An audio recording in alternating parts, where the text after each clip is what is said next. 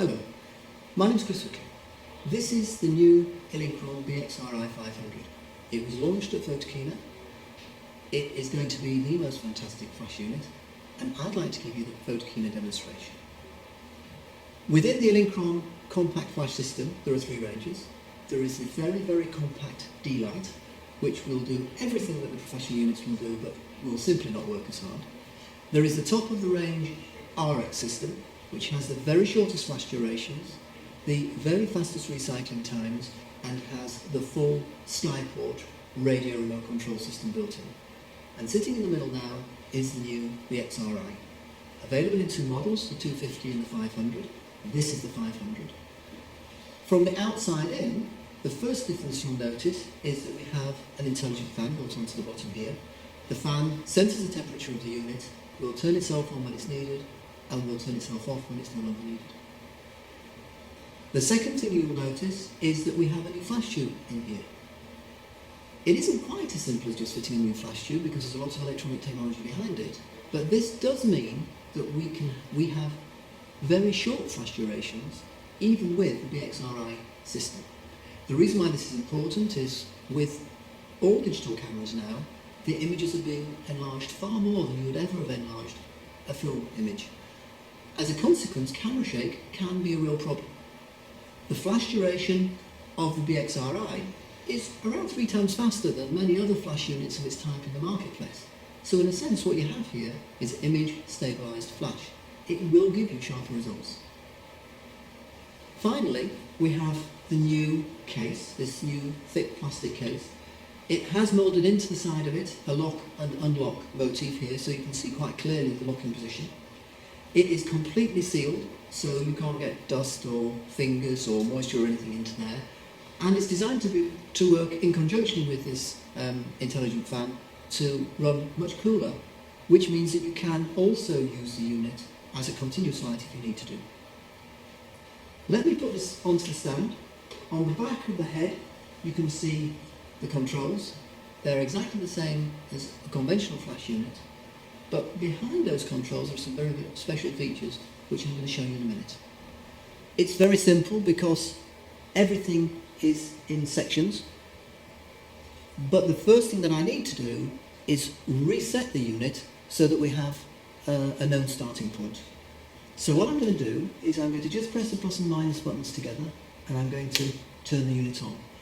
And what that does is it resets the unit to standard settings.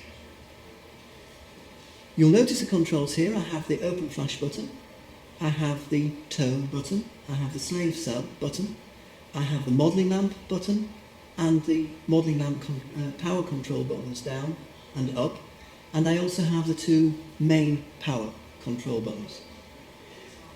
If I start with the slave cell, I've got slave cell on, slave cell off, but if I press and hold the button for 2 seconds, I've got the intelligent slave cell setting.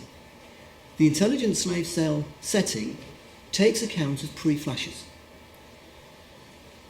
In order to set up the number of pre-flashes, if I press the button and hold it for 4 seconds, I get a C display where the power was. So I have C1, C2, C3, C4, C5, C6, C7, where the unit effectively is counting the number of pre-flashes, adding that to the flash itself, and will then synchronize with a pre-flash flash unit.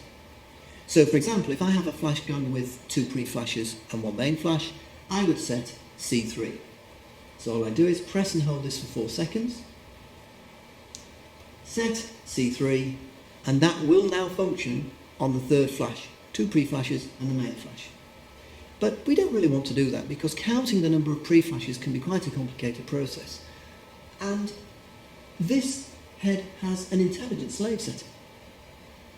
The intelligent slave setting is the C0 setting where it will analyse the flash for you. So Chris, if you could fire the speed light for me. You can see here that we have C3. So there were 2 pre-flashes and 1 main flash.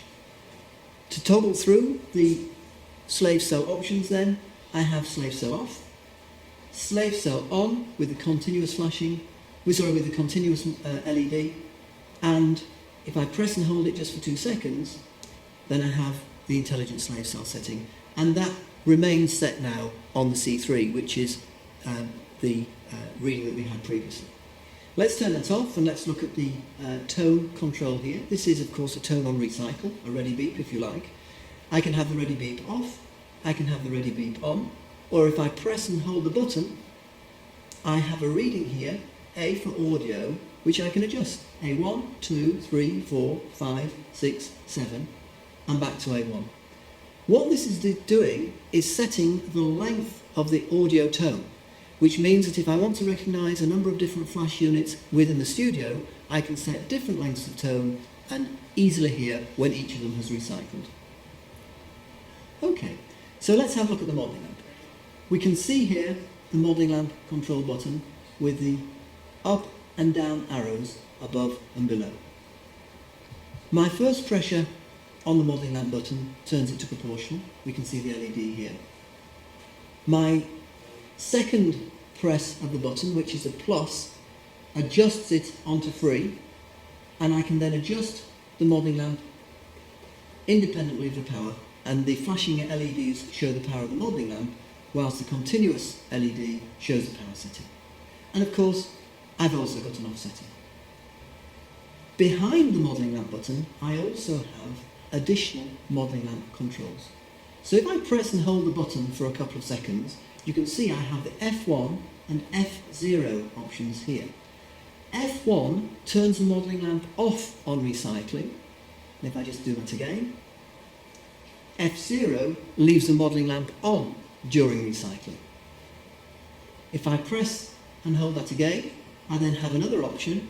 I have -1 or -0.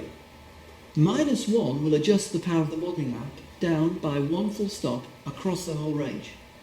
This means that if I'm using a BXRi 250 and a BXRi 500 together, I can set the power of the modelling lamp of the BXRi 250 down 1 full stop, which means that the modelling lamp is proportional between the 250 and the 500. The final group of controls is behind the up and the down power arrows. If I press and hold these two together, you can see I get the R1. Now, to adjust these, I also use the up and down arrows. So let's just do that again. Press the two buttons together. I can toggle from R0 through R1 to R2 and back again, where R0 is radio off, R1 is radio on, and R2 is high speed radio, because this unit has a built-in SkyPort. With SkyPort, we have 4 groups and 8 frequencies. So if I want to change the groups or the frequencies, I simply press the 2 buttons, I'll turn the radio on, and when I press the modelling lamp button here, I toggle into group 1, 2, 3, 4, and back to 1, and press it again, frequency 1, 2, 3, 4, 5, 6, 7, 8, and let's go back to 1. And finally behind there, I have one other option. I have the increment, the power increment option. So press the 2 buttons again, toggle through group and frequency to the increment. I can have I0, which adjusts the power in full stops, I1, which is tenths, 2 is 2 tenths, 3 tenths, 4 tenths, 5 tenths of a stop. The reason for this is, and I'll set it to I3, if for example I have a lens which can only be adjusted in thirds of an f-stop, I can synchronise this to that lens by adjusting the power, as you can see, in thirds of an f-stop. So, this is the Elinchrom BXRi. We believe that this is the most capable unit, the most exciting, the most advanced unit of its type on the market at the moment. It has many, many capabilities, whilst at the same time being incredibly easy to use.